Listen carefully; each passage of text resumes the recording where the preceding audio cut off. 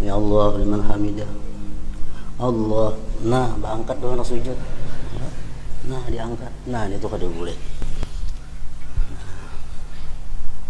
Nang menyentuh tanah cuma lutut lawan ujung jari. Nah, macam ini dilarang. Baik tasahud awal, baik duduk antara dua sujud, baik duduk istirahat, jangan macam ini duduk. Lutut ke lantai lawan ujung batis. Ujung mengujung diletakkan bejuntai ke bawah. Mestinya disalingkuhakan ke kanan, ke kiri. Nah, kayak itu maka. Amun basurban diandak di kepala, nah, ujungnya diletakkan bejuntai kiri kanan, nah itu kada boleh. Kayak itu. Nah, sembahyang. Amun keluar rumah baik bini-bini macam itu. Larangan. Artinya perkara-perkara yang ditegah dilakukan di dalam sembahyang. Perkara-perkara yang kada boleh dilakukan di dalam sembahyang. Rasulullah sallallahu alaihi wasallam melarang dalam salat dari as-safan dan as-safad. Yang keduanya telah kami sebutkan. As-safan telah disebutkan dahulu, artinya adalah irtifa'u ahadil qadamain.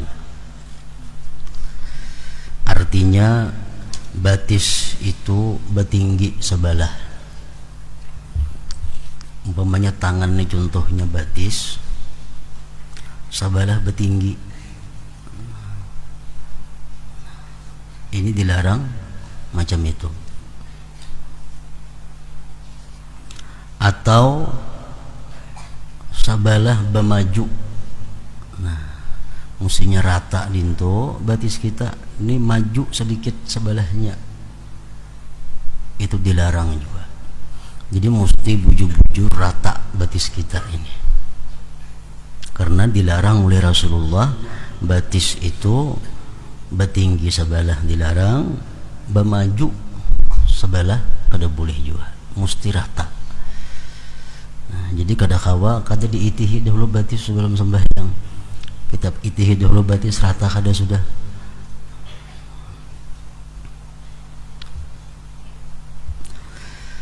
Dan as-safad itu artinya berait dua batis.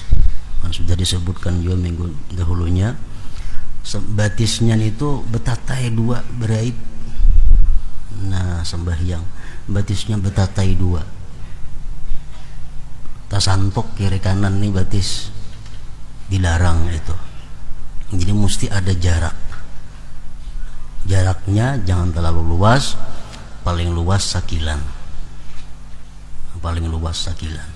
Jangan mengumpati garis di pasahapan. Garis pasahapan itu keluasan.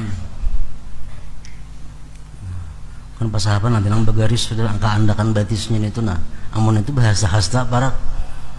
Nah, jangan umpat di situ. Jadi kita ukur kira-kira sekilan paling luas. Kalau kada 4 jari, jangan sampai kurang pada 4 jari, lebih pada sekilan jangan juga. Nah, jadi batis kita rata kiri kanannya, rata tinggi rendahnya, rata mundur majunya, dan jaraknya ini jangan lebih pada sekilan. Dan di situ kita disuruh bahwa jari batis ini semuanya menghadap kiblat. Kebanyakan kita sembahyang itu batis kayak biasa takadintu. Kenapa sebabnya? Karena kada memperhatikan batis ini terliwat ke kanan lewat ke kiri. Memang kita macam itu, keadaan kita sehari-hari bila berdiri batis macam itu. Nah, sembahyang ini harus beda dengan kebiasaan. Sembahyang ini adalah ibadat. Ibadat itu artinya gerak-gerik kita jangan sama dengan kebiasaan. sesuai dengan aturan nang digariskan. Jadi batisnya itu diubah, jangan kayak kebiasaan babi rangkang muka itu. Nah rata akan umpang kayak itu, kawah aja rata akan kayak itu, jangan kayak itu. Nah rata-rata sembahyang macam ini, sembahyang ganjam ini batis tumit berapat muhara jariji beluas. Nah jangan, mesti rata. Ini sama bini-bini macam itu juga, laki-laki pun macam itu juga. Luasnya jangan lebih pada sakilan antara dua batis, dan jangan terlalu rapat kurang pada 4 jari.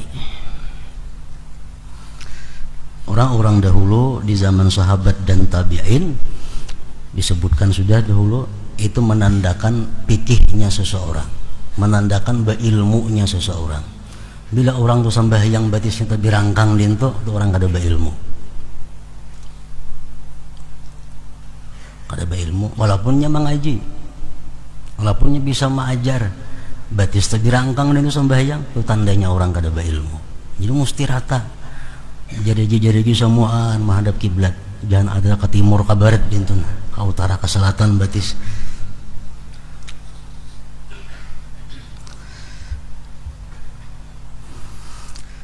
Rasulullah Shallallahu Alaihi Wasallam melarang dalam salat dari as-safan dan as-sabat.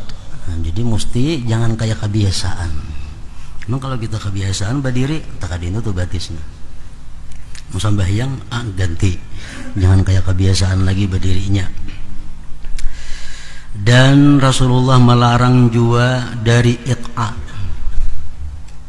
sadal, kaf, ikhtisar, salab, muwasalah, salat hakin, hakib, haziq, salatnya orang yang lapar, marah, dan mutalassim. Tuh apa huruf lamnya di sini multasim, nang bujur itu tak berdahulu mutalassim, dan mutalassim yaitu menutup muka.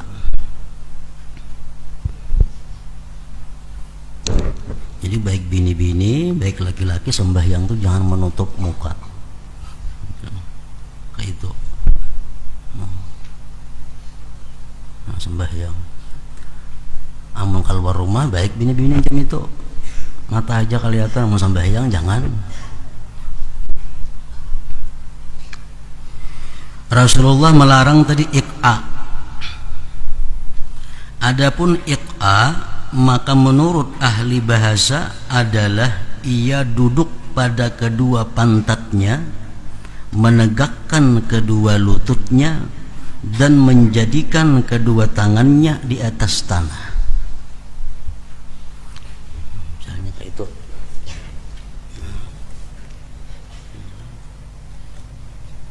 Ini duduk iqa ngarannya.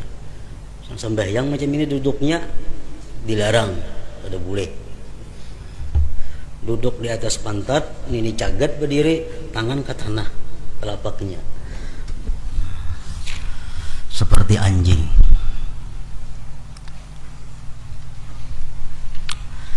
Sedangkan menurut ahli hadis adalah duduk iqa tadi adalah duduk di atas kedua betisnya dan tidaklah menyentuh tanah kecuali ujung-ujung jari kaki dan kedua lututnya. Nah, contohnya macam itu kira-kira. Nang menyentuh tanah cuma lutut lawan ujung jari. Nah macam ini dilarang. Baik tasahud awal, baik duduk antara dua sujud, baik duduk istirahat, jangan macam ini duduk. Lutut ke lantai lawan ujung batis, termasuk iqa juga ngarannya.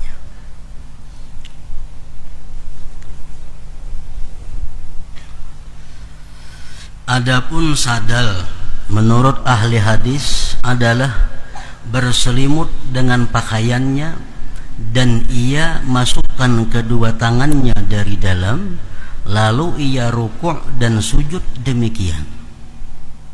Itu sadal ngarannya. Baju itu dicolok di bahu, tangannya kada diculup, di bahu aja diculup, tangannya kada, jadi tangan tak kurung di dalam nih. Nah ini tuh dilarang juga nih tuh.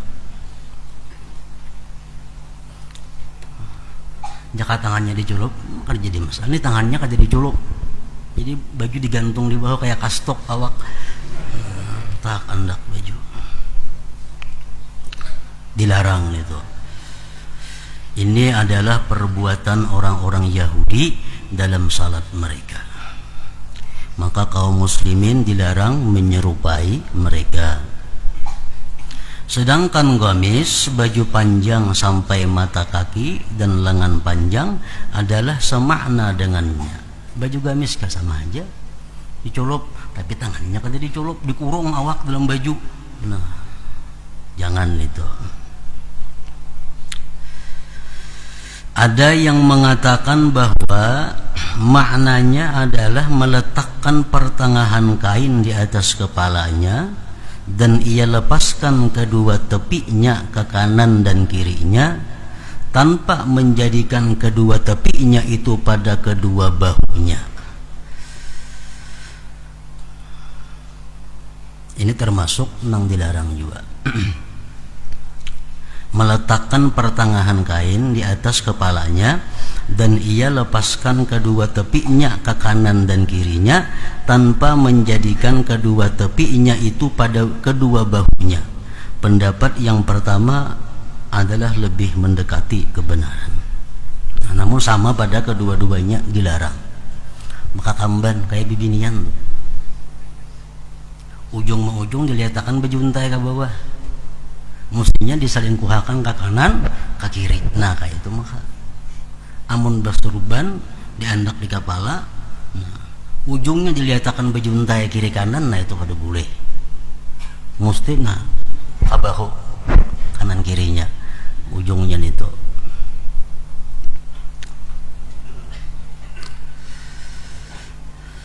Adapun kaf, maka ia mengangkat kainnya dari muka atau dari belakangnya apabila ia mau sujud.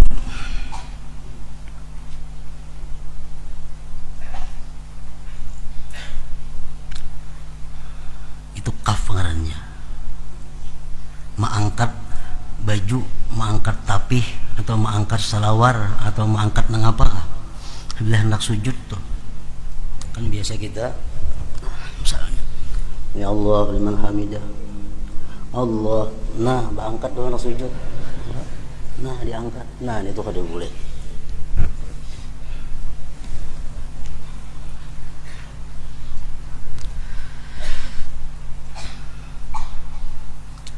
Sama menggulung tangan, baju tangan nih. Misalnya hendak sembahyang kita digulung baju, nah itu makruh juga, kada boleh. Ini biar sepanjang-panjangnya. Kadang-kadang kaf itu pada rambut kepala, maka janganlah sekali-kali seseorang laki-laki salat sedangkan ia mendandani, artinya menggalung rambutnya. Rambut nang panjang-panjang na ingat sini nah. Itu kalau hendak sembahyang biarkan aja diurai, jangan digalung. Supaya apa? Supaya rambut tuh umpat juga ke tanah sujud. Ini orang pernah berambut gondrong tapi nya kayak kita kan apa kayak pang ini, nah apa nang digalung. Ini laki-laki yang berambut panjang na ingat sini nah. Jadi kalau hendak sembahyang rambut biar lurus-lurusnya, jangan dibaiki, biar disoroi seadanya. Jadi waktu sujud rambut tak umpat juga sujud ke tanah itu, jangan digalung.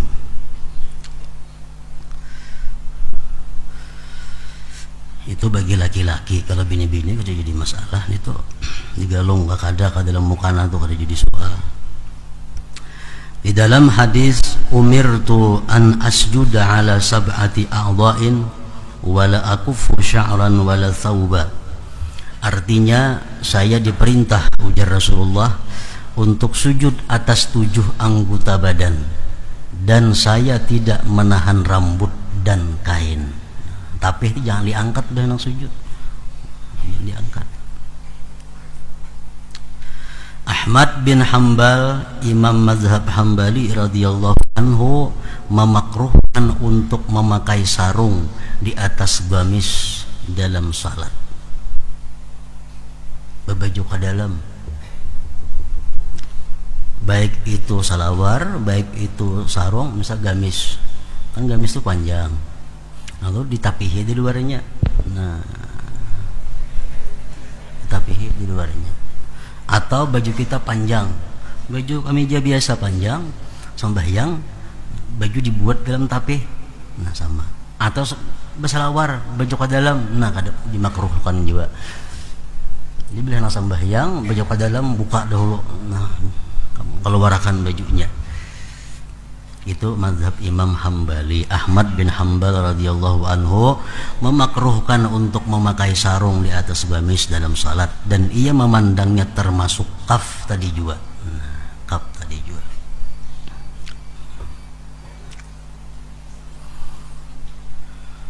Jadi walaupun lain mazhab daripada kita, urusan yang dilarang tetap kita mengikuti karena mengambil apik.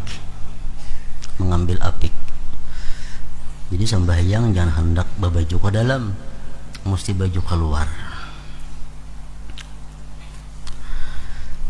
Dan Rasulullah tadi melarang juga ikhtisar. Adapun ikhtisar artinya maka ia meletakkan kedua tangannya pada kedua pinggangnya.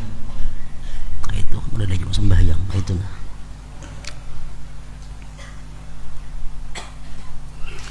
Adapun salap adalah ia meletakkan kedua tangannya pada kedua pinggangnya dalam berdiri, dan ia renggangkan kedua lengannya pada berdiri itu. Ini berdiri berkaca pinggang.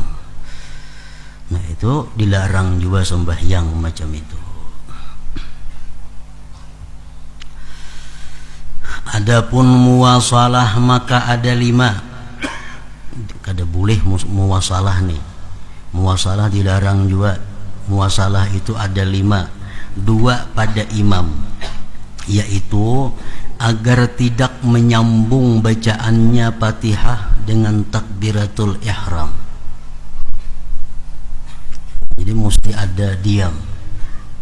Allahu Akbar, bismillahirrahmanirrahim. Itu tarawih rajin ng bahancapan tu nah. Kada bakuma-kuma lagi, semuaan berait jadi satu. Dilarang itu. Jadi takbiratul ihram itu kita Allahu Akbar, kita disuruh bertahan. Sekurang-kurangnya sekadar subhanallah. Nah. Yang kedua, agar tidak menyambung rukuknya dengan bacaannya. Lakum dinukum waliyadin, Allahu Akbar, bersambung. Jadi lakum dinukum waliyadin mesti bermandak dahulu. Sekadar subhanallah, hanyar takbir ruku Allahu Akbar.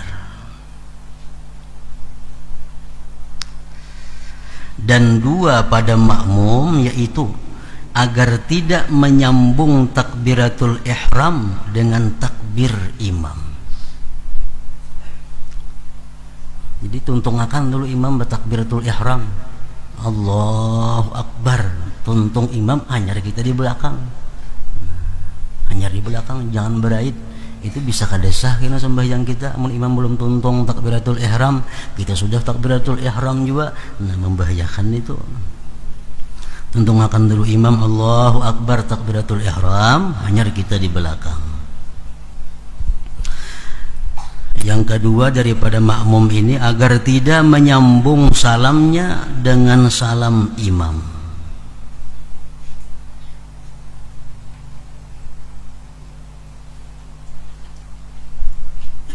Jangan bersambung salamnya dan salam imam. Itu tuntungakan dulu imam itu salam.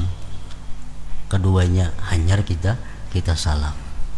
Itu anjurannya. Tuntungakan imam dulu 2 kali salam, hanyar kita salam. Dan satu di antara keduanya, imam dan makmum, yaitu agar tidak menyambung salam fardu dengan salam kedua, dan agar ia pisahkan antara keduanya. Salam pertama itu salam rukun, salam rukun sembahyang. Sedangkan salam yang kedua salam yang sunat. Nah, antara fardu dan sunat itu jangan digabung, mesti dipisah.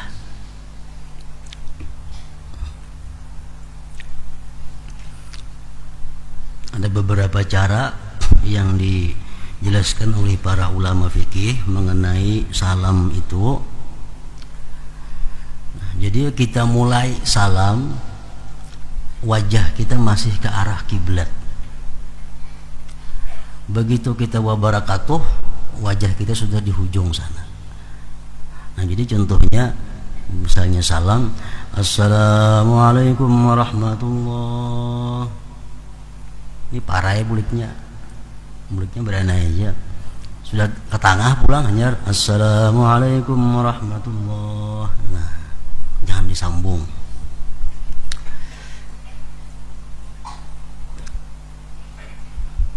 Jadi jari nang kita tasahud itu nang baangkat itu sampai salam hanya habis diangkat. Sampai kita menyapu tangan kita nah hanya habis. Ini ganakannya aja. Assalamualaikum warahmatullah. Assalamualaikum warahmatullah. Buliknya itu kalau 2 kali salam. Kalau kita hendak sekali aja bang salam, kada usah kulih kanan kulih kiri, dana aja assalamualaikum warahmatullah, itu aja. Hendak sekali aja misalnya salam, hendak 2 kali, nah jangan ke kiri ke kanan, lurus ke itu aja. Misalnya kita sujud tilawah, nah, sujud sajadah kan, misalnya di luar sembahyang, kita membaca ayat sajadah, kita disuruh sujud. Untuk kalau tuntung sujud bangun assalamualaikum warahmatullah misalnya sekali aja. Nah muha ke arah kiblat, namun ke kanan kiri parah ya kena mesti 2 kali belah ke kanan itu bila sekali ke muka arahnya.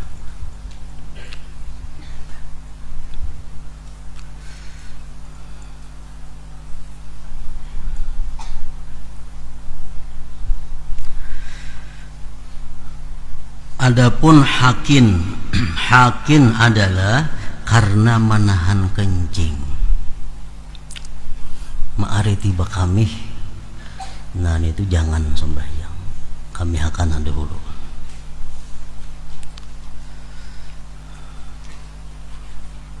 Walaupun kalau putan berjamaah, ada jadi masalah.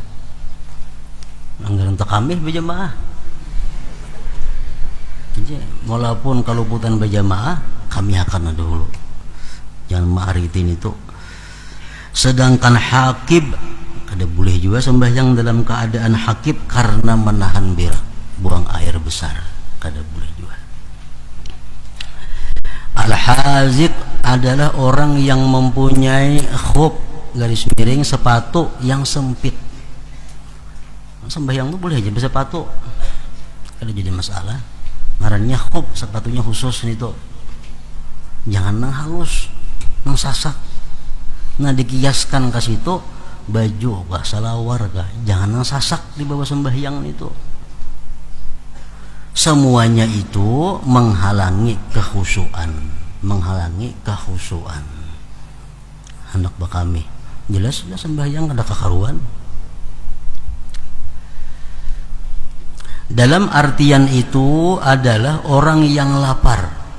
Orang yang lapar jangan dibawa sembahyang dahulu, buka makan dulu. Makanya orang puasa tuh, puasa begitu azan berbunyi makan dulu, hanya sembahyang maghrib. Amun kada tahan, amunnya tahan bagus saja, sedikit saja minum sembahyang maghrib baik lagi. Ini kalau kau kada tahan. Nah, jadi buka puasa makan, tuntung makan hanya sembahyang maghrib, namun kada tahan. Dan orang yang sedih, maksudnya orang yang masih dalam keadaan pikiran kalut, banyak masalah yang dihadapi, ya ditunda dulu sembahyang, tenangkan dulu, ditenangkan dulu. dipahami larangan salat bagi orang yang lapar dari sabdanya sallallahu alaihi wasallam, "Idza hadaral 'asha wa uqimatis shalah fabda'u bil 'asha illa ayyadhiqal waqtu aw yakuna sakinal qalbi." Artinya apabila datang makan malam dan didirikan salat, maka mulailah dengan makan malam itu, kecuali waktunya sempit atau hatinya tenang. Orang kamat, orang di rumah sudah besurong makanan. Amun kalanggar, kamu salah, kada terganggu dengan makanan tadi, kada jadi masalah. Kalau terganggu karena makanan tadi, nah dahulu akan makan. Di dalam hadis la yadkhulanna ahadukumus salah wa huwa muqattibun wa la yusalliyanna ahadukum wa huwa ghadban. Artinya janganlah salah seorang daripadamu salat padahal ia sedang kalut, dan janganlah salah seorang daripada kalian salat padahal ia sedang marah. Dinginakan dulu, tenang. Al-Hasan berkata, setiap salat yang padanya hati tidak hadir, maka salat itu lebih segera kepada siksaan. Orang yang sembahyangnya itu ke hatinya kada hadir, sembahyang itu membawa kemudaratan lawan inya. Karena hadis Rasulullah kan, kalau orang itu sembahyangnya itu hatinya itu kada hadir atau kada khusyuk, sembahyang itu menjadi hitam dan diumpamakan macam kain yang usang lalu dipukulkan ke wajah orang nang sembahyang itu. Jadi segala sesuatu yang mendukung untuk khusyuk itu disunatkan. Segala sesuatu yang mengganggu khusyuk itu mesti diselesaikan sebelum sembahyang.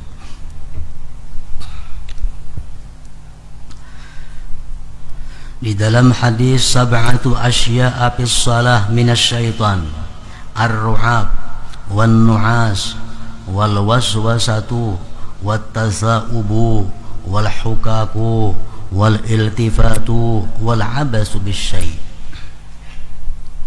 Artinya 7 hal di dalam salat itu dari syaitan, yaitu darah dari hidung, rastungan. Otomatis sembahyang kita kan teluruk darahnya itu najis, batal. Nah, itu bisa syaitan mengganggu sehingga darah keluar di hidung, supaya kita sembahyang ini batal. Kemudian kentuk, nah, mengantuk, itu dari syaitan. Was-was dari syaitan juga. Kuap, menguap sembahyang, itu dari syaitan.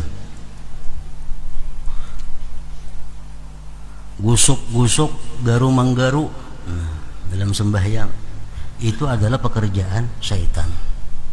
Lagi belum sembahyang kita kan ada asa gatal, kada awak. Begitu Allahu Akbar, kepala lah gatal, belakang lah gatal, syaitan menggeritiki supaya kita ini menggaru. Nah,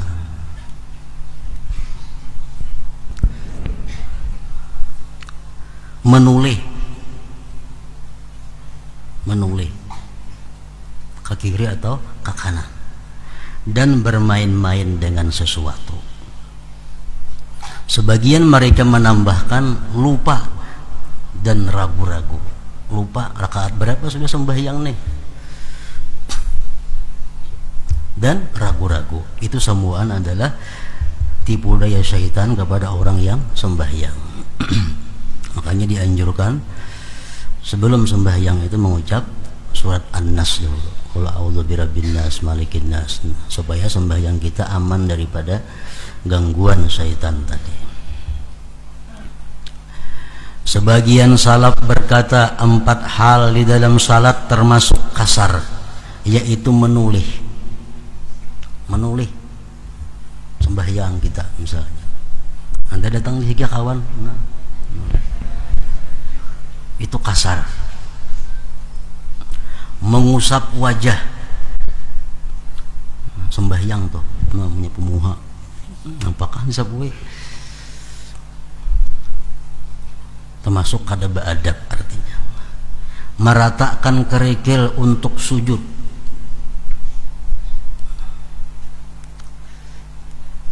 Begitu hendak sujud, dibersih dahulu nih, nampajang dahi bandak nih. Dan kamu salat di jalan orang yang liwat di mukamu.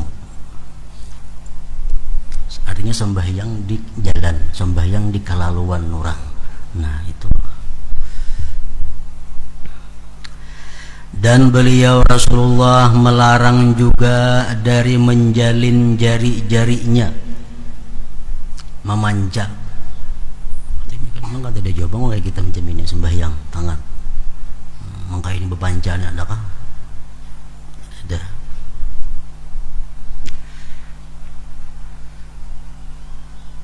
Atau membunyikan jari-jarinya, sembahyang sambil menggeripukakan jari, tak nah berbunyi dan sembahyang. Waktu berdoa aja kada boleh, itu apalagi sembahyang. Berdoa ini nah menanai lawan Tuhan supaya diberi rahmat, supaya dikabulkan doa, tapi tangan geripukan itu apa?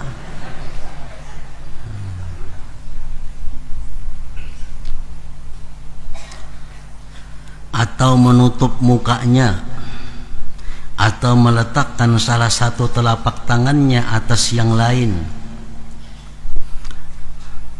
yang dilarang juga itu. Dan memasukkan kedua telapak tangan itu di antara dua pahanya pada waktu rukuk. Sebagian sahabat radhiyallahu anhum berkata, kami melakukan hal itu lalu kami dilarang. Kan rukuk kita telapak tangan mesti di lutut bandak. Nah, ada nih kada mereka sahabat dahulu rokok itu macam itu tangannya, nah di tangan-tangan dua lintuhut. Nah, itu kita jam itu tangan rokok. Kalau kita adanya kada jam itu. Nah, dahulu dilakukan oleh sahabat, akhirnya dilarang. Lalu kami dilarang. Dan dimakruhkan juga meniup tanah ketika sujud. Meniup sajadah makruh untuk membersihkan, dan juga meratakan kerikil dengan tangannya makruh juga. Sesungguhnya itu adalah perbuatan-perbuatan yang tidak diperlukan. Dan ia tidak mengangkat salah satu dari dua telapak kakinya lalu diletakkan di atas pahanya. Orang duduk sila panggung, kena sebelahnya itu batisnya sebelah ke atas paha. Nah, ada boleh juga itu sembahyang jam itu. Sila panggung aja orang duduknya. Dan tidak bersandar ke dinding waktu berdirinya. Sembahyang ketujuh parak tihang kalau nah bersandar di tihang sembahyang.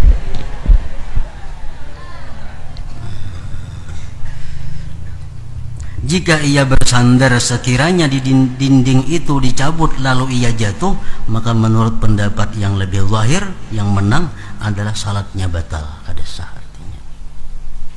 Allahu a'lam. Membedakan fardu-fardu dan sunat-sunat termasuk yang wajib, termasuk syarat sah sembahyang. Kita kau membedakan mana nang fardu, mana nang sunat.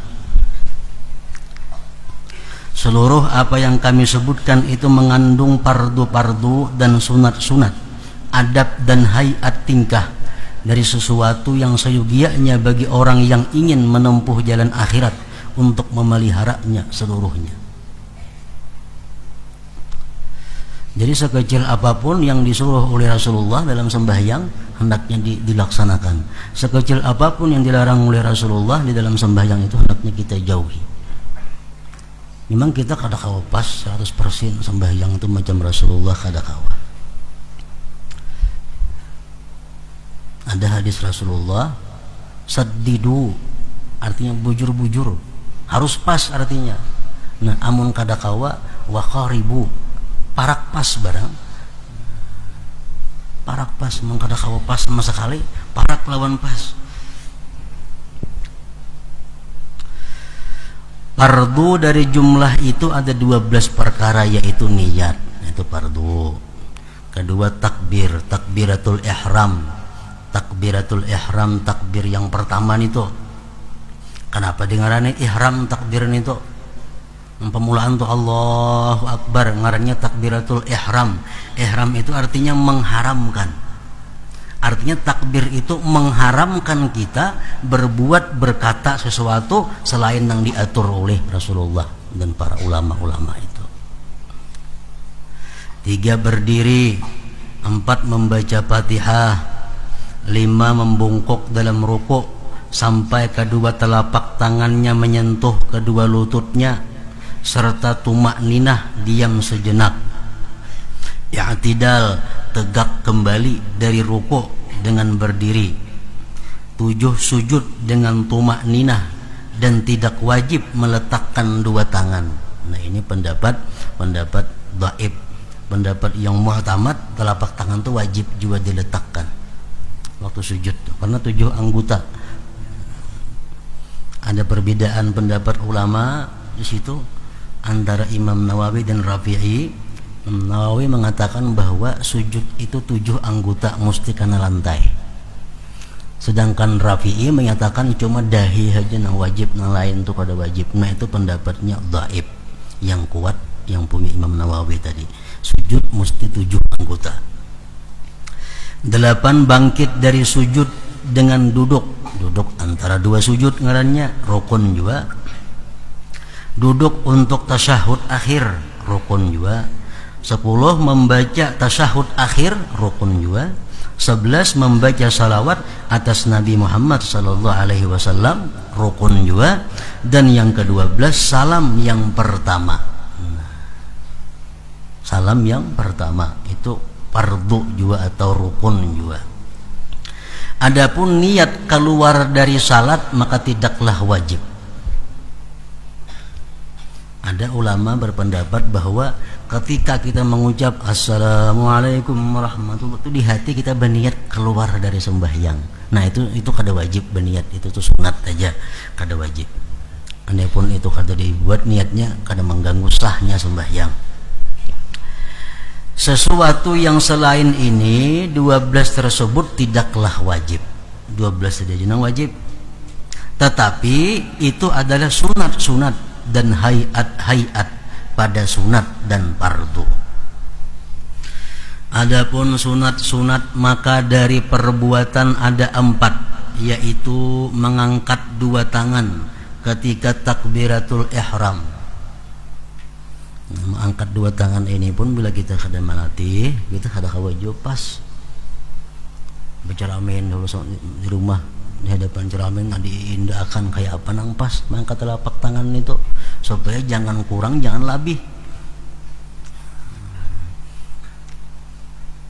Dijelaskan sudah bahwa ini apa ngarannya, belakang telapak jari membetuli bahu, artinya jangan keluar pada bahu kayak itu. Nah kan keluar ngarannya nih, mesti membetuli bahu. Lalu nang ini ibu jari membetuli bawah telinga, atasnya membetuli ujung jari-jari. Nah, Allah, kira-kira macam itu parak lawan pas. Pas banget itu kira-kira kada jiwa cuma parak lawan pas. Allahu Akbar. Nah, tangan ini diratakan. Jangan nangka itu banyak banget nangka itu sembahyang. Apa nangka itu? Mengangkat 2 tangan ketika takbiratul ihram. Semalam sudah dijelaskan ada 5 cara yang diakui oleh para ulama cara mengangkat tangan itu. Jadi pilih salah satu antara 5 cara itu, jangan keluar pada 5. Imam Ghazali mengatakan bahwa yang terbaik di antara 5 cara itu adalah Angkat tangan ini kada usah takbir dahulu. Nah sudah ini gana di sini hanya takbir, kena barnya ke sini. Nah itu yang paling baik ujar Imam Ghazali. Allahu Akbar. Nah itu. Jadi naiknya ini peraya aja dulu. Ini macam mukaddimah naiknya, ini macam permulaan. Allahu Akbar. Nah itu yang Ghazali baik-baik. Atau hendak ada macam itu nang sepanjangannya boleh juga mulai bawah Allahu Akbar. Nah akro juga ada juga pendapat ulama nang macam itu. Ada juga nang turun naik perai di atas saja Allahu Akbar. Nah,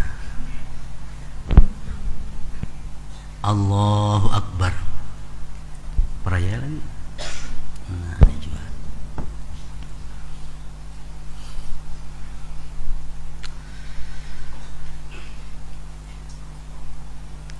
Mengangkat dua tangan ketika turun ke rukuk.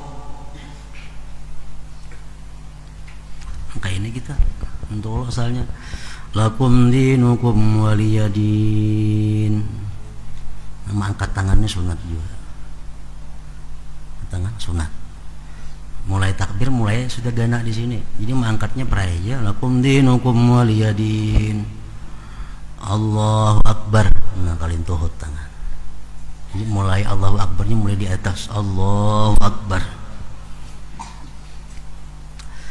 Ketiga, mengangkat dua tangan ketika bangkit dari rukuk ke berdiri. Kayak tidak.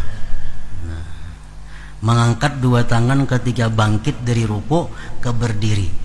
Jadi mulai kita rukuk, kita mulai berdiri itu mulai sami Allahu liman hamidah. Cagat di atas, tangan sudah turunnya peraya bacaannya. Turun tangan kan ada bacaan lagi. Contohnya misalnya rukuk sami Allahu liman hamidah, peraya turunnya peraya. Sami Allahu liman hamidah, hanya turunkan tangan. Itu sunat mengangkat dua tangan ketika bangkit dari ruku ke berdiri. Yang keempat, duduk untuk tasyahud awal. Adapun apa yang kami sebutkan dari cara menyebarkan jari-jari dan batas pengangkatannya, maka itu adalah hayat yang mengikuti sunat-sunat ini. Tawarruk, duduk tasyahud akhir itu, dan iftiras, duduk tasyahud awal, duduk antara dua sujud. Iftiras ngarannya adalah hayat yang mengikuti duduk. Tasyahud awal tuh itu duduknya yang penting duduk, disunatakan duduknya duduk iftiras. Nah, amunnya basila sah aja sembahyangnya, sah aja basila. Cuma kadang mengikuti sunnah duduknya duduk iftiras. Nah karancakan melihat sembahyang itu duduk iftiras itu atau duduk tawarruk kayaknya telapak batis itu kada mau rata. Kenapa? Kebanyakan sembahyang itu pada mesti diratakan nang kanan cagat. Nah telapak batis sebelah kanan duduk iftiras. Nah duduk tawarruk, telapak batis nang kanan itu cagat, jangan berpingkur macam itu. Nah jadi jari bujur-bujur ditekan supaya menghadap kiblat. Nah kawan contoh kan ada melihat juga ada kameranya situ nah di belakang. Jadi telapak batis sebelah kanan ini berdiri diriakan, jangan berpingkur kayak itu.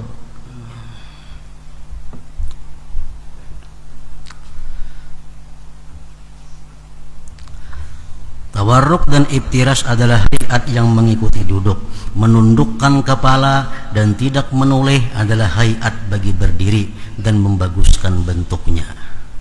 Duduk istirahat tidak kami hitung termasuk pokok sunat dalam perbuatan-perbuatan, karena hal itu seperti membaguskan bagi hayat bangkit dari sujud ke berdiri.